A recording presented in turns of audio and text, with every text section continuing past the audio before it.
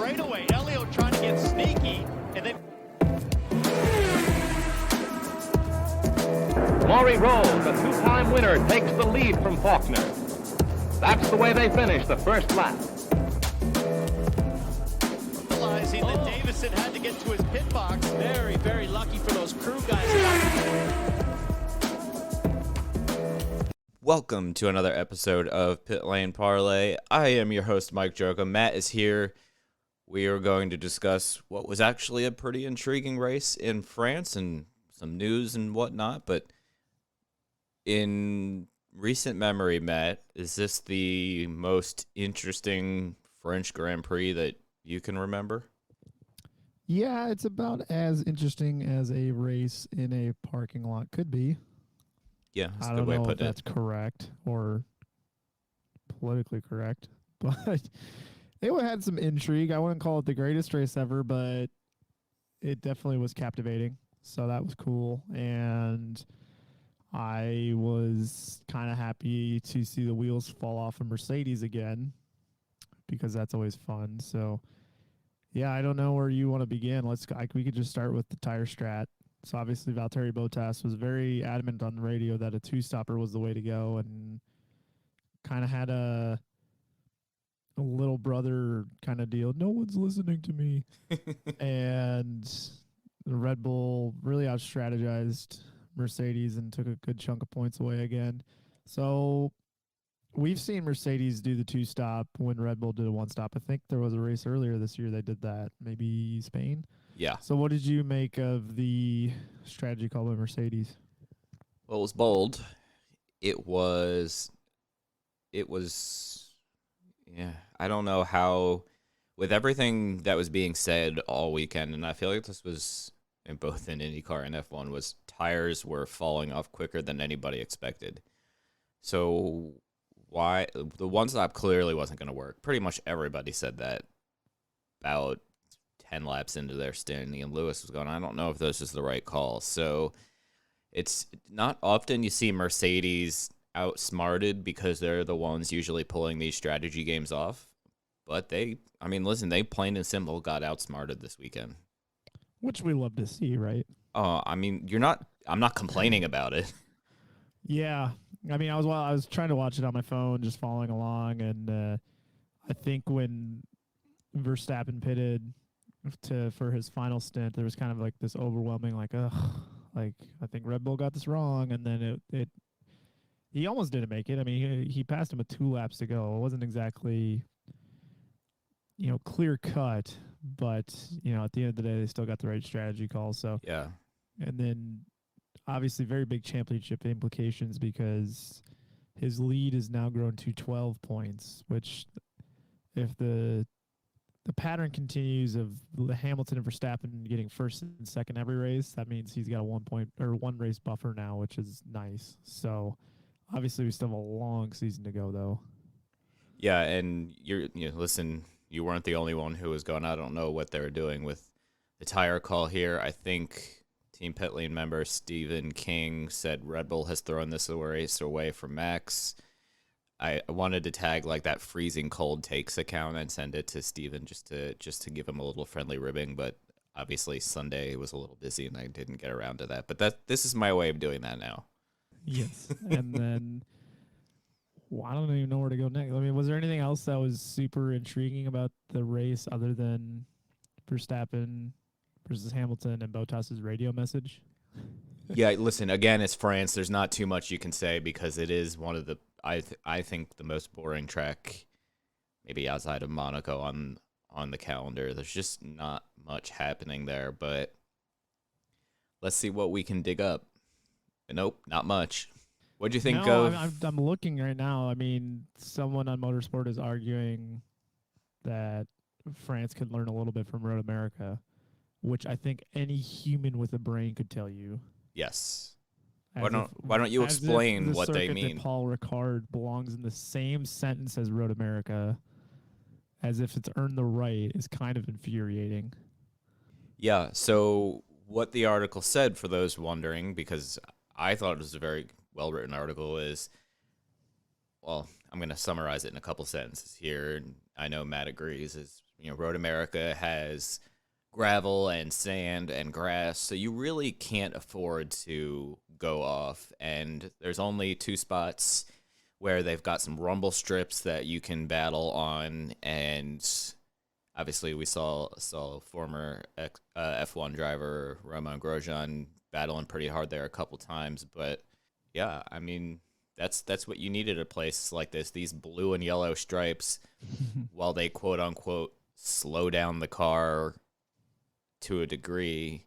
It's not like really penalizing you. It's, as we saw Verstappen in lap 1, let's say that's a little bit of gravel there, that might have changed his whole race. He might have gotten stuck and brought out a caution and restarted in 20th, and then he would have been stuck behind Mazepin and Williams all day. So yeah, I would love to see a little bit more gravel traps kind of right next to the track, circa Road America. Yeah, Road America was obviously a brilliant race, and we discussed that on our IndyCar episode if you want to check that out. So yeah, there was some curbs that they may or may not have put in this weekend, but they just decided not to. There's only so much you can do to fix it. But speaking of fixing things, and it's not like it's fixed, but there is an attempt, we'll say. The Yas Marina circuit has undergone a track layout change for the Formula One race. So if you can picture in your head, at the end of the first sector, there's a left-right chicane followed by a 180-degree hairpin that takes you down that long straight. So that hairpin is gone, and the chicane is gone. Yeah. And now it is just kind of one flowy turn that just goes from sector 1 into that long straight. And then there's also the ridiculously stupid triple turn, like the left, left. And it goes next to the harbor. That's done away with too, and it's another 180-degree turn that's long and fast that leads kind of into the area that goes underneath the hotel. So, looks like feedback has been taken after the monstrosity of races we've seen at that track for years. Question to you is, though, is it going to help the racing? I'm very skeptical, to be honest. I mean, listen, it's a start. It looks good on paper, but I don't know. There's still so many other areas of that track I don't like. So I don't know. I'm just not that into it. I think it could be decent, but I really am not that hopeful. I think it is better than nothing. The fact that they are trying something, is it going to be an easy fix? No. I think part of the problem, too, is the cars. That's not the track's fault. The cars are super, resistant to dirty air and things like that, and it just makes overtaking in general already difficult. And then when you throw in a bad track, it's just even worse. So, it's not entirely the track's fault. Same with Monaco. We used to get some good Monaco races back in the day. Now it's hopeless. So it's not all the track's fault, but I do think track plays a big part of it, obviously, and I think this could potentially help, but we'll see. I think it depends on some circumstances and whatnot, but I appreciate that they are trying to do something about it. And oh yeah, we never did our predictions. Yeah, sorry. That's my fault. No, it's not. I'll take the blame for it. Okay. You took a bullet for me like every other second in Road America this weekend. So right up to the point where I told Pato he's bad at Spanish. Yeah. Let's see who we have doing good here. I had Norris P5. You had Gasly P7. So high five to both of us. Yep. For bad, I had Raikkonen P17. You had Ocon P14. High five to both of us. Top 10, I had Ricardo P6. You had Tsunoda P13. What is going on with Tsunoda? I'll give you the floor on that one.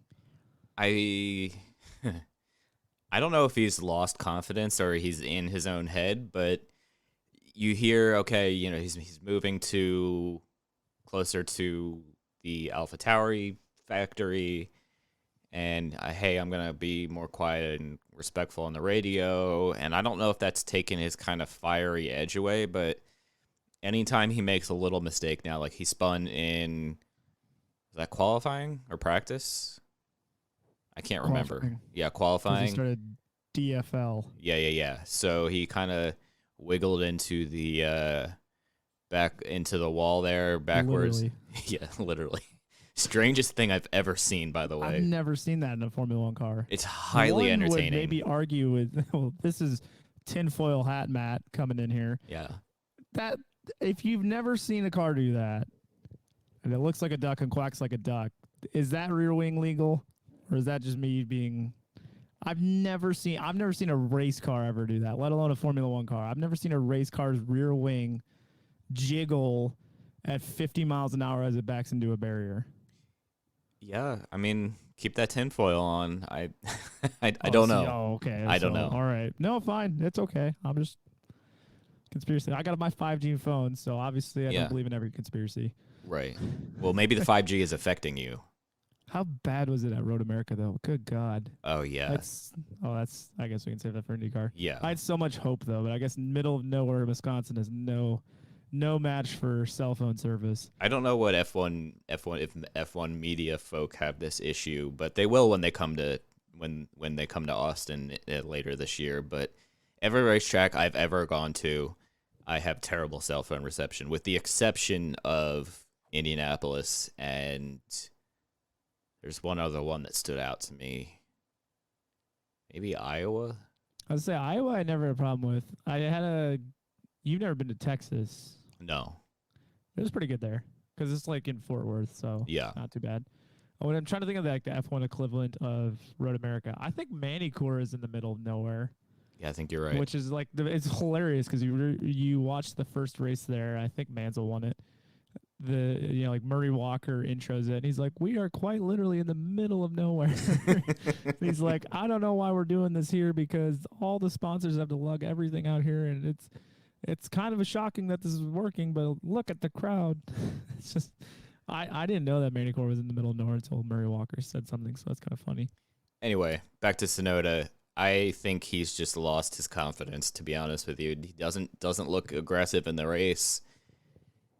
I think he needs the summer break to relax and reset right now and he's obviously not going to get that with a race this weekend in Austria and a race next week. How many week. races are till the summer break?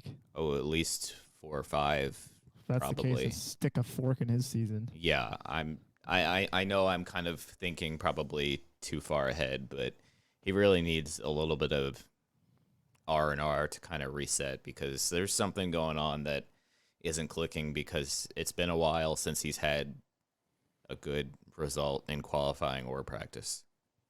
So just to recap there, everybody, we went from talking about Yuki Tsunoda to qualifying to jiggling rear ends to 5G phones to R&R. Yep. We nailed that. All right. And finally our Q1 failure predictions. There was kind of a weird one actually, because I had Gio and he was P13. Stroll had an issue, so he didn't make it through. Stroll didn't get a lap in because of Tsunoda's issue, I think. I don't think he was ever able to get a full lap in. Yeah, because the eliminated in Q1 crowd was Tsunoda, Mazepin, Raikkonen, Latifi, and not even Mick. Stroll. That's it. Mick's issue caused Stroll. Right. Yeah. Yep. Yuki's was early, but Mick was through to Q2, but a red flag caused, which again, they're so stubborn that they're not going to change this till the end of the season. I know for a fact they're not going to change it to the end of the season because that's how it works. It was like the year they introduced the Halo. There was one camera on the car that was rendered completely useless because the halo blocked like the angled camera, and they wouldn't change it because that was how the specifications were for the car chassis that year, and like changing it would give Haas a micro millisecond advantage over everybody else or some nonsense like that. So like that would have made a difference. Right, but then we get to Australia and Sky Sports is like, here's Lewis Hamilton's 6th straight. Oh, you can't see anything. So, and then you had Fred, who made Q3. Yep. Thanks, Fred. Yeah. and he actually finished pretty well. Yes. Yeah, so we kind of went off topic there for a little bit, but we're now back to the French Grand Prix. So who was your driver of the day? Driver of the day. Let's go with. I'll give it to Max Verstappen. I mean, anytime you have to charge from fifth or sixth and was he coming out of the pits 24 seconds back, I think, of Hamilton, and you actually pass Hamilton, that's a pretty damn good race. Even if it was a strategy call, he still had to execute, and he did everything the team needed him to do this weekend. I'm going to give it to Perez. I think this guy is worth his weight in gold, and I think we're finally starting to see him get super comfortable with the car. You know, his lap times are not too far off of Max nowadays, and he's doing everything that the team would need him to do. And on top of that, I think he's enjoying it. Like, he's not going to be this mentality monster like Bottas, or he's not going to be this sulk monster like Barrichello, where he's just going to be, you know, pissing his pants about every single thing. Like, he seems like he's genuinely enjoying it. He had a chance there to race Max, and he decided not to. You know, he let Max go when Max was, I don't know the number, but I'm pretty sure Max was like 1.2 seconds behind him going into sector 3. And Perez, who was on a different strat, just like straight up pulled over. I don't even think he was asked to pull over, but he pulled over for Max because, you know, Max has got the better chance to win and he's going for a championship. And I think to do that without being asked to or pleaded to on the radio, it was pretty awesome. I mean, you know, Max came on the radio and said right away, was like, wow, thanks for that. So I think the dynamic they have there is so much stronger than what Mercedes has. And I think, you know, if this dynamic continues, Red Bull is going to be very hard to beat in constructors because now they have 2 weapons Ds up front and a solid connection between the pit box, the drivers, all of it.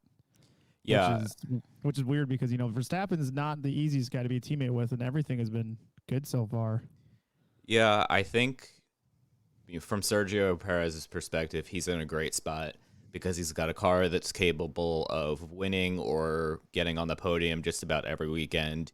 And from Red Bull's perspective, they have somebody who knows that Max Verstappen is the number 1 driver, is the championship leader / favorite right now, is always going to be Red Bull's number 1 child. And he just is willing to embrace it and work for the betterment of the team. And yeah, I think he was about a second and a half back, and all of a sudden Verstappen just like flew by him, and there was never a radio message that, at least that was played on. And I had F1 TV, the in-car camera feed going where they have the radio in real time, and Perez's radio was quiet until after that, where they relayed the thank you message. So he might be the perfect teammate, and they might be like the perfect long-term teammates. Obviously, that's assuming Perez wants to stay there after this year, but if I were him, I wouldn't want to go anywhere else. I think he's in a great spot where he can not only win constructors championships, but make some good cash and be part of the next Red Bull legacy. For sure. Disappointment of the day, I'm just going to throw it out there, and Ferrari. All of it, just everything. every single thing about Ferrari's weekend was trash, other than maybe qualifying. But it's kind of weird because they both came out and said, like, you know, this was circled on their schedule as like, oh, this race is going to be horrendous for us, which I'm not quite sure how one looks at France as like, yep, that's it for us. We're toast there. So I'm going to try to explain it, and I could just be trying to side with them just to spite you, but apparently No.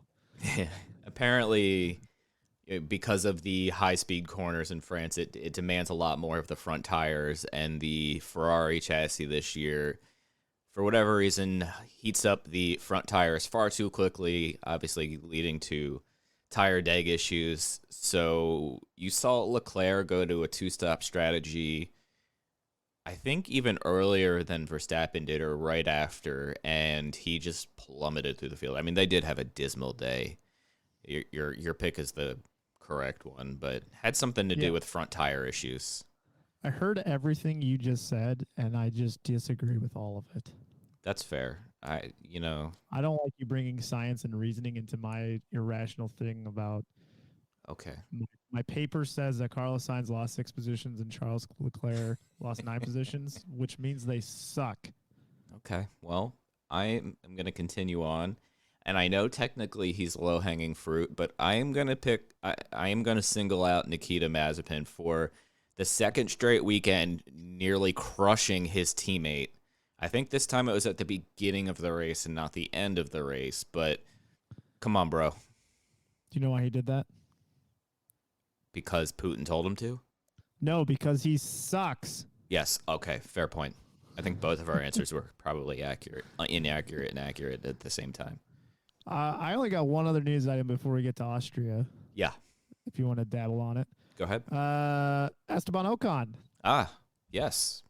My man. Well, I don't know if we talked about this last week. Did we talk about this last week? We talked about his contract negotiations, I think, a couple weeks ago when this first came up. Okay. Well, because I'm looking at the time frame. It might have been like either right before or right after our podcast came out. So he signed his deal. And that's right, because we talked about how George Russell was trending on Twitter because of it. Sorry, my memory sucks. But anyways, I guess what we could segue to from that is that it seems like Toto Wolff is in no hurry to make a decision about the second driver of Mercedes, which sucks for everybody, but mostly George Russell. Because I'm not sure there's a single human out there who doesn't want Russell to get that seat. So yeah, if you don't want George Russell to get that seat, please let us know. I am genuinely curious as to why you wouldn't want George Russell to get that seat. He's just one of those rich kids or something. I'm sure William Story is probably like, well, he doesn't drink rich energy, so he can't have that seat. That's also how William Story talks, probably. Can we talk about William Story's dance moves? Oh, please don't. Please don't. That was terrifying. I don't even think I retweeted that one to make fun of him because I was like, I don't want notifications that people liked my tweet and have to relive that horrific dancing scene. He might actually dance worse than me, and I'm pretty bad at dancing. That is impossible. You've never seen it, so you can't confirm or deny that. I didn't know you sucked at golfing until I listened to the McLaughlin podcast. And I kind of thought in my head, I'm like, yeah, that probably makes sense. You know, I'm so bad at golf, and I don't know if I think I said this when him and I were talking sports before the show, that most people know what Topgolf is that are listening to this. It's very fun. I was at a bachelor party, and there was 9 of us, so it's 5 on one tee, 4 on the other tee. I was in the group of 5. I was asked to stop playing to make it 4 on 4. That's how bad I am. You can literally like hit a target from like 40 yards away. Yeah, I was always hitting the wrong target consistently. Oh. And okay. It's a sport I would like to get better at. Like, I'd like to go to the driving range and like actually learn, but it's really hard to find time to do that. Yeah, it's weird. Golf seems like it's been your thing since you're such an elitist. Damn. And you're old. Oh, God damn. You're an old elitist. I feel like they invented the game for you. Oh, Christ. Well, I only have one other thing to say before we talk about Austria, as my soul has left my body in sadness right now. But what I found very interesting about Esteban Ocon's 3-year contract extension with Alpine is Mercedes cannot poach him away from Alpine at any point in those next 3 years. So good for Ocon to get, or good for Alpine to get some driver security. But I did see that. I don't remember which article it was in, but yeah, that's pretty cool. Did you see? I don't know who, the head of something at Alpine said that they have too many junior drivers. Yes. I forgot that. Hang on, I want to try to find that. Okay, well, while you're trying to find the actual article, yeah, do like the times and everything for the race because we always suck at that. Yeah. And remember, these times are going to be in the Eastern time zone. This weekend, is this weekend the Styrian Grand Prix like last year? Which one do we have here? No, we have the Formula One. I'm not even going to try to pronounce that. It's a bunch of words that. Okay, so we have. Negative. I'm sorry. That's Hungary. Yeah, not that one. Practice 1, 5:30 a.m. Friday. Qualifying 9 a.m. Saturday morning. Sunday race 9 a.m. Sunday morning. So, yeah, there's no F2 or F3 this weekend. I think it is the the Porsche Super Cup Euro. That is the support for Formula One this weekend. Sorry, I forgot what sport we were talking about. Did you find the article? I'm still trying. I see people. Okay, well, I'll continue on here while you're looking for the article. There's a lot of memes right now, but I can't find an actual article quite yet. Their current driver academy is called the Alpine Academy, formerly known as the RF1 Driver Program, formerly known as the Renault Driver Development Program, formerly known as the Renault Sport Academy, originally formed with the Lotus F1 team in 2012. Just for a little history lesson there. The current drivers are Christian Lundgaard, who is in F2. How do you pronounce this guy's name? Oh boy, I'm gonna butcher this. Guan Yu Zhou? No, not Guan Yu Zhou. Oscar Piastri? Not Oscar Piastri. It's I found the article. If it makes you feel better, that's why I knew that. Okay. Victor Martins, who's in F3, and then this guy's name. This kid. I'm gonna butcher it. Cao Colette, Caio Colette. I don't know. He's Brazilian. He's an F3. That's all I got for you. How good would you be at a spelling bee? Not very good. That's why I talk. I don't write or spell or anything like that. My life is just about talking. So this is Laurent Rossi, who is head whittler at Alpine, CEO apparently. Says, quote, "We have too many of them knocking at the door like Christian Lundgaard and Guan Yu Zhou. They are only 1 or 2 FP1 sessions away from having their super license. Piastri already has his super license. Honestly, we have too many of them, really. At the moment, we're looking at options for all of them. Whether they continue a bit, whether they go to another team, or whether they become part of our team as a reserve driver is in the medium term." I don't medium term? I've never heard of that. Yeah, usually. So basically saying we have a lot of options. We're fortunate to have these options. We just don't know what to do with them. So, yeah, it's like the most predictable problem in the world when you do 2 outside hires for your F1 team. Like I don't know why you would wonder where your junior drivers would go when you always, hire from the outside. That's crazy to me. Yeah, it's such a strange.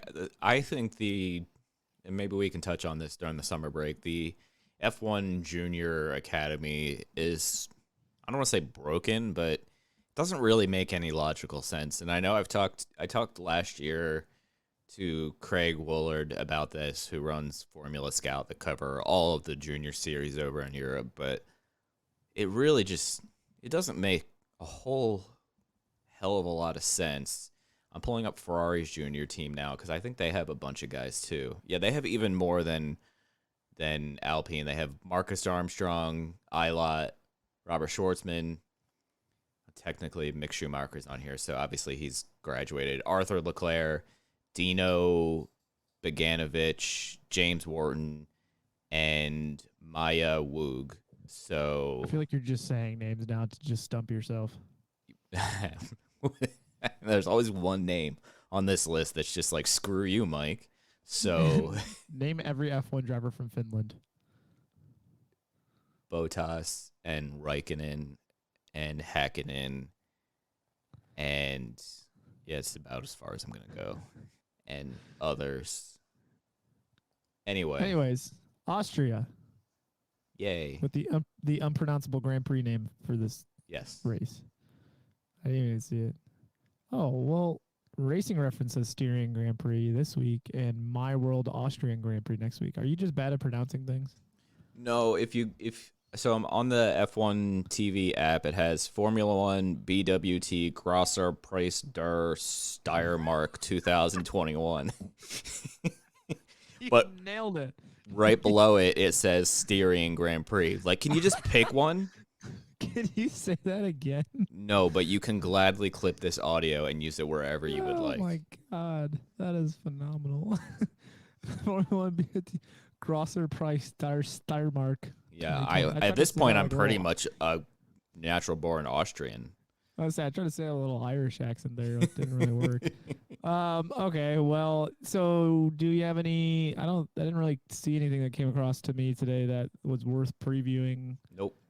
No like major FP1 driver subs or this team is bringing an upgrade or anything like that. Yeah. I think the thing to watch this weekend will be which rear wings that Ferrari, who cares about Ferrari, that Mercedes and Red Bull go with. That's been kind of the hot debate as they figure out what the best path to the championship is. I think Flexi Wings has kind of died down now, and Red Bull went with a lower downforce setup on the rear at France. Mercedes went with the higher downforce setup. So clearly they're trying to figure something out to get the most out of the car. And I would guess Red Bull probably will stick with a low to mid downforce setup for Austria because there's not really a need for anything high downforce. It's kind of I don't want to say a simple track, but it's not a very technical track. Yeah, Cody Bray in our league says it's the easiest track by far on the schedule, especially for our league, but I think it kind of translates to real racing too. So yeah. Anyways, who's going to do good this weekend? Do well this weekend. Let's go with who's somebody I haven't picked this year. You know what? Since we talked about that he's had a rough couple of races, let's go with Yuki Tsunoda. Okay. Well, you pick him all the time, and I never do. So I'll take Gasly as teammate, and we'll see who comes out as a hero. Who's going to do bad? And I feel like calling Bottas bad at this point is just nearly low-hanging fruit. But no, it's not. I'm not going to pick him. I don't really want to pick him. I'm going to say that Fred is going to have a bad weekend. One of these times I'm going to be right about this. As to say, I'm picking Sainz. I think Ferrari, unfortunately, is on the down, especially now that they're done with the car. Yeah. Who's your dark horse top 10? Let's go with Sebastian Vettel. I think he can squeak out a top 10 at a track like this. And I'm going to do it. I'm going to say George Russell. I think it's the weekend. All right. For him to do it finally. And then who gets ousted in Q1 with everybody else? I think somebody's going to crash. So let's say that who'd you pick? Which Ferrari guy did you pick to do bad? Sainz. All right, I'm going to say Leclerc is going to plummet down and spin out in qualifying in the gravel somewhere. And I'm going to say Vettel. Ha! Just to spite you. That's fair. Anything else? No. Guys, again, 9 a.m. Sunday morning is the race. If you listen to this episode and you appreciate my Austrian accent and attempt to pronounce the full name and race name, or you don't appreciate it, please don't hate me. I was just trying my hardest to culture myself a little bit.